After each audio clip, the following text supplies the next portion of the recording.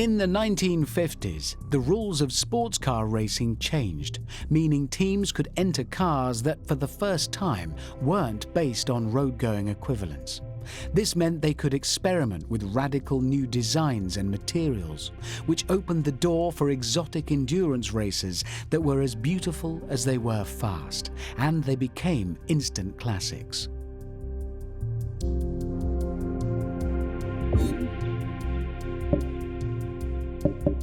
Whereas the historic races in the other group started with a clean sheet, the cars in this group follow much stricter rules.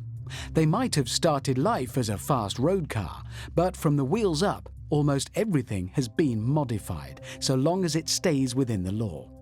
Some companies will sell you one off the shelf and even organize a special championship so you can race against other identical cars. The level playing field means it all comes down to driver skill.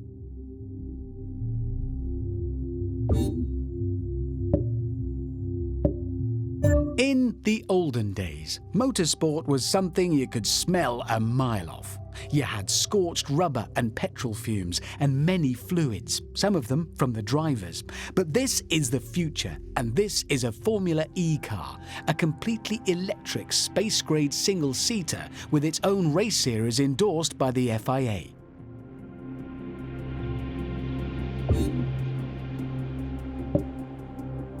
Big, loud, basic, and Australian.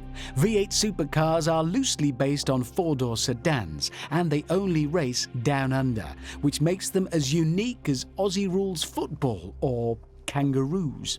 Mostly it's a straight choice between Ford or Holden, otherwise known as GM. But any manufacturer with a V8 engine can enter the ring, ready for a good old-fashioned bashing.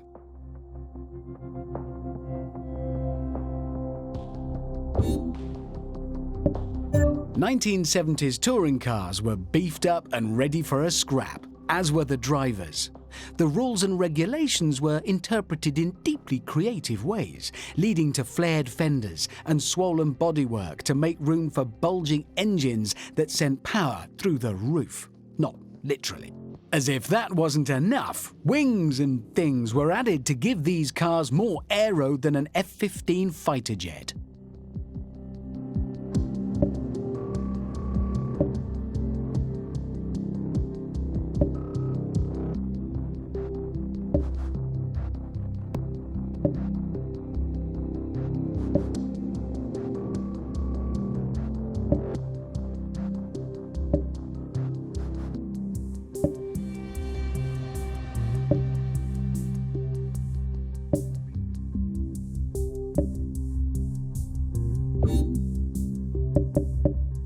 If racing is supposed to be a non-contact sport, then nobody told these guys, because if you don't finish a touring car race with battle scars and a missing mirror, you're doing it wrong.